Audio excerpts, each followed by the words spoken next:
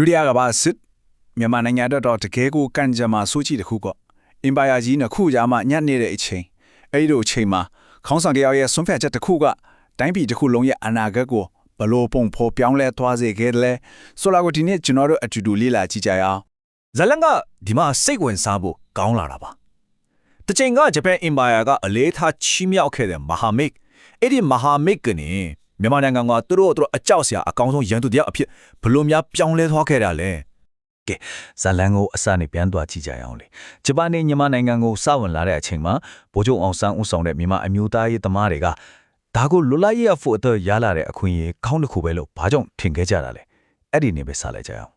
ဒီအချိန်မှာတန်းကိုကြည့်လိုက်ရင်ရှင်းရှင်းလေးလေးမြင်နိုင်ပါတယ်ဗိုလ်ချုပ်အောင်ဆန်းရန်တက်တဲ့နဲ့ဂျပန်ဒေကြားကမဟာမိတ်ဆက်ဆံရေးကတဖြည်းဖြည်းနဲ့ပို့ပြီးတော့ခိုင်မာလာခဲ့တယ်ပေါ့နော်သူ့ကိုယာတို့တွေတိုးပေးတယ်ပြီးတော့ဂျပန်ကမြန်မာပြည်ကိုလွတ်လပ်ရေးကြီးညာပေးခဲ့တယ်ဒါတွေအားလုံးကအဲ့ဒီအချိန်ကသူ့ရဲ့ပူးပေါင်းဆောင်ရွက်မှုဘယ်လောက်အထိကောင်းခဲ့လဲဆိုတာကိုတက်တည်ပြနေတာပဲပေါ့ဒီအချက်ကတကယ်ကိုစိတ်ဝင်စားစရာပဲ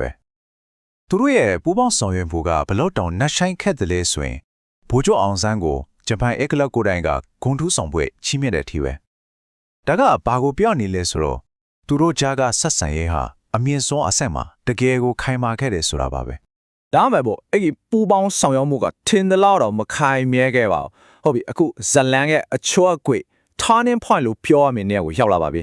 ဒီမေဖန်ဆက်ဆံရေးဟာအပေါ်ယံမှာမြင်နေရတယ်လို့မဟုတ်ဘူးဆိုတာကိုဖြည်းဖြည်းတည်လာတာတဲ့အချိန်ပေါ့ဂျပန်ဒီပေးတဲ့ဂရီနဲ့လက်တွေ့ဘဝကတခြားစီဖြူနေခဲ့တယ်သူတို့ကစစ်မှန်တဲ့လွတ်လပ်ရေးလို့ပြောပေမဲ့လက်တွေ့မှာတော့ဒါဟာအယောင်ဆောင်လွတ်လပ်ရေးတတ်တတ်ပဲဒီလိုနဲ့ဗိုလ်ချုပ်အောင်ဆန်းမှာတန်တရားတွေတဖြည်းဖြည်းကြီးထွားလာခဲ့တယ်ကျင်ညာထားတဲ့လွတ်လပ်ရေးနဲ့ဂျပန်စစ်တပ်ရဲ့ရက်စက်ကြမ်းကြုတ်မှုတွေအောက်ကမြန်မာပြည်သူတွေလက်တွေ့ဘဝကခေါင်းကင်နဲ့မြေကျူးလို့ကွာချနေခဲ့တာကိုအဲ့ဒီအချိန်မှာပဲဗိုလ်ချုပ်အောင်ဆန်းကသူ့ကိုယ်တိုင်ရဲ့မဟာမိတ်လို့သတ်မှတ်ထားတဲ့ဂျပန်တွေကိုပြန်တိုက်ဖို့ရှုခွက်အစီအစဉ်တစ်ခုကိုစတင်လိုက်ပါတယ်တကယ်ကိုရင်တမမနဲ့စောင့်ကြည့်ရမယ်အန်တရာယ်လဲတိတ်ကြီးတဲ့အစီအစဉ်တစ်ခုပေါ့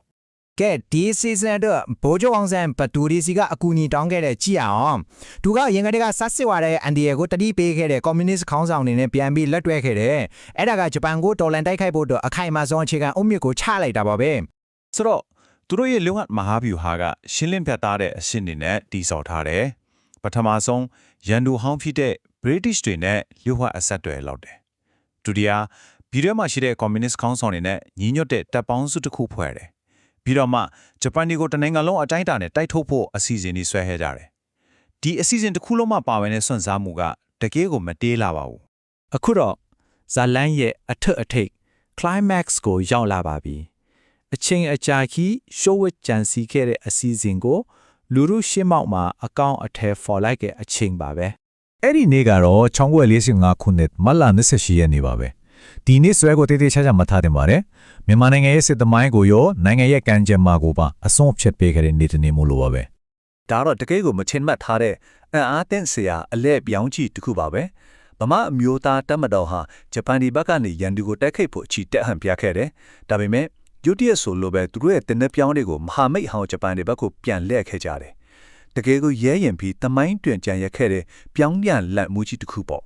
ကဲဒီဖြစ်ရကြီးကမြန်မာနိုင်ငံရဲ့အမျိုးသားရဲ့စိတ်ဓာတ်နဲ့တမိုင်းအပေါ်မှာဘလိုမျိုးရည်ရည်အကျိုးသက်ရောက်မှုတွေခြံထားခဲ့တယ်လဲဆိုတာကိုကြည့်ပြီးတော့ဒီအပိုင်းကိုနှိကုံးချုပ်လိုက်ကြရအောင်ဒီမလာ29ရက်နေ့ရဲ့မူလအတိပ္ပယ်ကိုပြန်ကြည့်မယ်ဆိုရင်ဒါကတော်လိုင်းရင်းနေပါဆိုလိုတာကဗိုလ်ချုပ်အောင်ဆန်းဦးဆောင်တဲ့ fascist စံချင်းရဲ့ပြည်သူတော်လှန်မှုကြီးစတင်ခဲ့တဲ့နေ့အဖြစ်တိုက်ရိုက်အထင်မှတ်ပြုခဲ့တာပ